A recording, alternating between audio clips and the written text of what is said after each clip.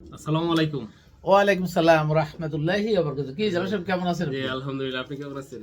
আমি আল্লাহর ইচ্ছা এবং আমাদের ইচ্ছা দুই ইচ্ছার মিলে ভালো আছি আলহামদুলিল্লাহ। আমরা তো দেশ স্বাধীন করলাম দ্বিতীয়বার। হাসিনা Yes. সরকার ছিল তখন, বিদায় নেওয়ার পরেও যে আমাদের জিনিসপত্র, দেশের যে দ্রব্যমূল্যের ঊর্ধ্বগতি, সবকিছুর দাম বেশি। দাম কেন বেশি। বেশি?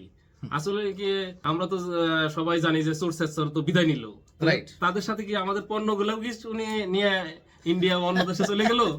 দারুণ এক কোশ্চেন করছেন আলহামদুলিল্লাহ।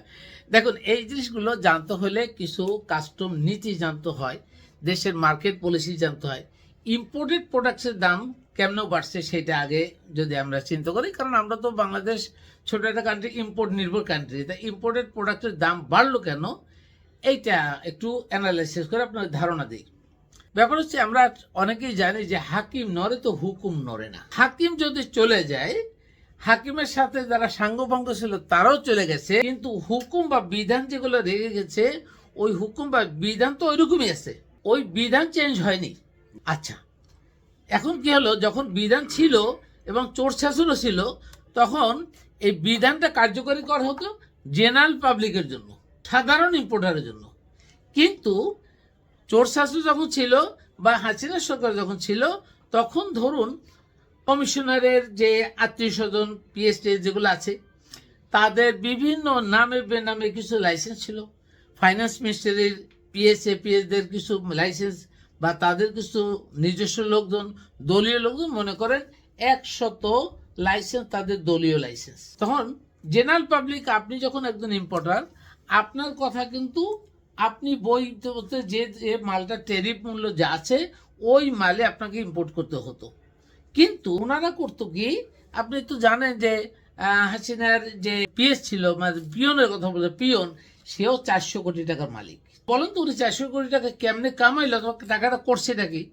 উনি এই টাকাটাকে দেশের প্রেক্ষাপটে বৈধ দেখানোর জন্য উনি করবেন কি, বিভিন্ন লোক দিয়ে ইম্পোর্টের কাজে লাগাইতে পারে, বন্য কাজে লাগাইতে পারে, বিভিন্ন সেক্টর লাগাইছে। এখন লাগানোর পরে এই যে লাইসেন্সগুলো, 100 লাইসেন্স আছে দলীয়, এই লাইসেন্সের ক্ষেত্রে ওই ট্যারিফ মূল্য হিসাবটা রাখেনি। ওখানে মনে করেন একটা কন্টেনারে, ধরুন একটা 40 ফিট কন্টেনার আনবে, হয়তো মাল আছে 30,000 কেজি। এই 30,000 কেজি এবং ওই অ্যাসেসমেন্ট ভ্যালুটা যদি 30,000 কেজির উপরে হয়, তাহলে উনি ওইটাকে ঘোষণা দিল 16,000 কেজি, আর 14,000 কেজি ঘোষণা দিবে না, না দিয়ে 14,000 কেজি ট্যাক্স ফাঁকি দিল, আর 16,000 কেজির উপরে ট্যাক্স দিয়ে মালটা ছাড়ল। এখন আমি যদি ইম্পোর্ট করতে চাই, আপনি যদি ইম্পোর্ট করেন, আমার তো 30,000 কেজি ঘোষণা দিয়া ওই ট্যারিফ মূল্য যদি 300 বা 400 500 থাকে, তার উপরে দিয়ে আমাকে ট্যাক্স করে আনতে হবে। আমারটা তো চুরির মধ্যে যাবে না, আমারটা তো ওই দলীয়করণে যাবে না। তাহলে আমার এই অঞ্চলে মনে করেন একটা পণ্যের দাম আমি আনতেছি, ধরেন এজ পার এক্সাম্পল, চায়নার থেকে ধরেন মালটা আনতেছি, আমার মালটা কেনা পড়লে $1.80 পার কেজি। এখন এই $1.80 পার কেজিতে এই মালটা আমাদের ট্যারিফ মূল্য কনফার্ম করা আছে লাইক $3 পার কেজি দিতে হবে। এইখান থেকে শুরু হলো চুরি। কারণ যখন এনবিআর এই এগুলো ট্যারিফ মূল্য নির্ধারণ করে বাজেটে, তখন $1.80 মাল সে $3 ওখানে পুট করে দিয়েছে, আর $3 নিশ্চিত যেন কেউ অ্যাসেসমেন্ট না করে। তা $3 উপরে কেজি যখন অ্যাসেসমেন্ট হয়, এইটার আবার ধরেন এটার সুন্দর চৌকস এবং বুদ্ধিমান চোর তো সবাই, এই জন্য এইটা ট্যারিফ মূল্যের উপরে আবার ট্যাক্স ধরে বা ডিউটি ধরে রাখছে, ধরেন 127.72%।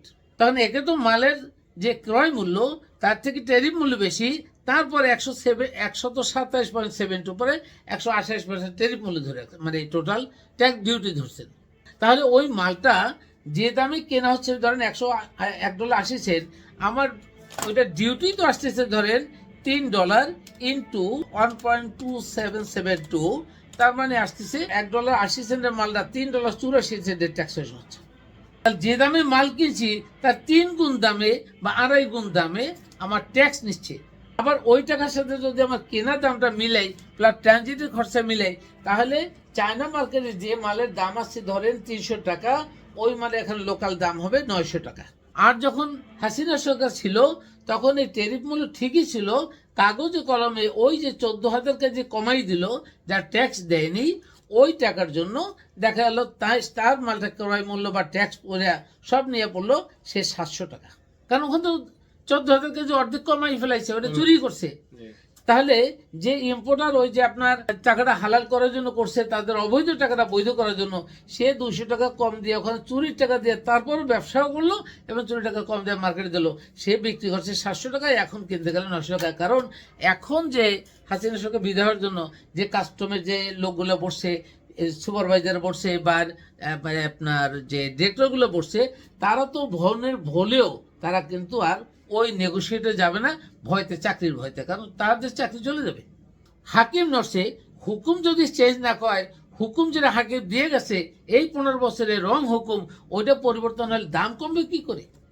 যার জন্য আপনারা দেখছেন কয়েকদিন আগে দেখা যাচ্ছে আমাদের বর্তমান ইন্টেরিয়ার গভর্নমেন্ট তিনি কি করলেন, ভোজ্য তেলের দাম সমস্যা, ভোজ্য তেল পাওয়া যাচ্ছে না, উনি ভোজ্য তেলের ডিউটি কমাইলেন।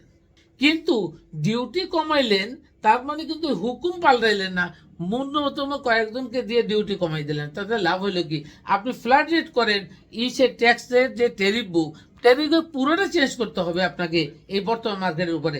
তাহলে হ্যাঁ, ট্যারিফ আপনি নকল পাবেন কোথায়? এইভাবে আপনার ডিমের সমস্যা কেন? ফিডের অবস্থা কি করছেন? ফিড না পেলে ডিম পাবেন কোথা থেকে? আপনি আসল জায়গায় ধরতে পারবেন না। এইগুলো যদি ঠিক মতো না ধরা হয় তাহলে মাল বাড়তেই থাকবে দাম। তখন জেনারেল পাবলিক কি করছে, তারা এই পারসেপশনটা বুঝছে না। তারা মনে করছে চোর সরকার থাকা অবস্থায় আমরা কিনলাম 700 টাকায়, এখন কিনি 900 টাকায়, তার মানে ইউনুস সরকারের লোকজন কি চোর? ওরা চোর না, বরং ওরা তো চৌকস না, চুরি যারা করছে অত চৌকস না, কিছুটা বোকামি আছে। আসলে গোড়ায় পানি ঢালতে হবে, আগায় না। সুতরাং যারা যেখানে ক্ষমতাসীন এখন চেয়ারে বসে আছে তাদের আরো চৌকস হইতে হবে সকল বিষয়ে, কারণ তারা যে কটা দপ্তর নিচ্ছে, এই যে কটা দপ্তর নিয়ে এক 3টা 4টা দপ্তর নিয়ে এখন তারা উপদেষ্টা হিসেবে আছে। কিন্তু 4টা দপ্তরের যোগ্যতা কয়জন আছে? তারা কি এটা নিয়ে মানে স্টাডি করছে নাকি এটা নিয়ে কোনো প্র্যাকটিক্যাল অভিজ্ঞতা আছে? ব্যবসায়ীদের থেকে একজন ভালো কোনো উপদেষ্টা গেছে? আপনি এইগুলো যদি ব্যবসায়ীদের থেকে উপদেষ্টা যাইতো, আমরা বিভিন্ন সেক্টরে ব্যবসা করছি বিদায় আমরা কোনো চেয়ারের ভিতরে গন্ডির ভিতরে নেই, ইনশাআল্লাহ যেখানে দেবেন সেখানে আমরা খাটবো। সুতরাং আমাদের এই হিসাব যা করে দিলাম, এটা তো মানে খুব কম লোকে বুঝবে, উপদেষ্টাদের মধ্যে কয়জনে বুঝছে? এই জন্য দাম কমাইতে পারছে না। এরকম সকল সেক্টরে এইভাবে যদি আমরা আসি তাহলে দাম তো কমে আসবে। সুতরাং সেই সময়টা এই জায়গাটায় আমাদের উপদেষ্টারা চোখ ফেলায়, নিবদ্ধ করে আসলে প্রত্যেকটা জায়গায় শুধুমাত্র বলা হচ্ছে সংবিধান পাল্টাবেন, বা সংবিধান না, এই 15 স্তরে অথবা যদি বলি 53 ইয়ার্সে চোর জন্মাইয়ে গেছে, চোর খতম হয় নাই, তা সমস্ত জায়গায় সংবিধান না, শুধু সকল জায়গায় পরিবর্তন করতে হবে, আমূল পরিবর্তন। আর পরিবর্তনের জন্য আপনি যদি যাদেরকে উপদেষ্টা নিচ্ছেন শুধু তা না, যে যে দপ্তরের সাথে যথেষ্ট অভিজ্ঞতা রাখে, যথেষ্ট ভালো জ্ঞান রাখে, তাদেরকে দিয়ে এটা অ্যানালাইসিস করান। অ্যানালাইসিস করলেই তখন তারা এটা পাবে, না হলে ওই চেয়ার পাবে কিন্তু চেয়ারের মর্যাদা কেউ রাখতে পারবেন না। সুতরাং জেনারেল একটা পাবলিক, সাধারণ একটা পাবলিক, রিক্সাওয়ালা পর্যন্ত বলবে ও ইউনুস সরকার তো এখন তাহলে সুদ খায়, এখান থেকে সুদের ব্যবসা হলো, কত কথা বলতেছে, সুদের কথা বলছে না। তাহলে এইভাবে চৌকস হইতে হবে। আপনার প্রশ্নের জন্য অশেষ ধন্যবাদ। এবং আমরা বলবো আজকের এই ভিডিওর মাধ্যমে আমি প্রত্যেকটা মানুষকে জানাতে চাই, বুঝাতে চাই, সাধারণ মানুষ যেন বোঝে যে আসলে মানে শুভঙ্করের ফাঁকিটা কোথায় করে গেছে। সেই সাথে যারা উপদেষ্টা আছেন, বিভিন্ন চেয়ার হোল্ড করে আছেন, যারা বিভিন্ন পজিশন আছেন, তাদেরকে একটু গভীর থেকে গভীরতম পর্যায়ে চিন্তা ভাবনা করতে হবে, তারপরে ওই বিষয়ে সমাধান করতে হবে। না হলে ওই গোড়ায় সমস্যা দেখে উপরে সার দিলে, পানি দিলে ওই গাছ বাঁচবে না, দেশও বাঁচবে না। আর যে জাতীয় সরকার বলছি আমরা, এটা একটা সুন্দর উদাহরণ। জাতীয় সরকার হতে হলে জাতীয়গতভাবে এই আমাদের সমস্যাগুলো তুলে ধরতে হবে, সমস্যাগুলো তুলে ধরে প্রতিটা সেক্টরে সংস্কার করতে হবে, প্রয়োজনে আমূল পরিবর্তন করতে হবে, দেখবেন সব পরিবর্তন হয়ে যাবে। এবং সেই পরিবর্তন হইতে হলে মূল নীতিটা থাকবে কোরআনের মানদণ্ডের ভিত্তিতে পরিবর্তন, না হলে হবে না।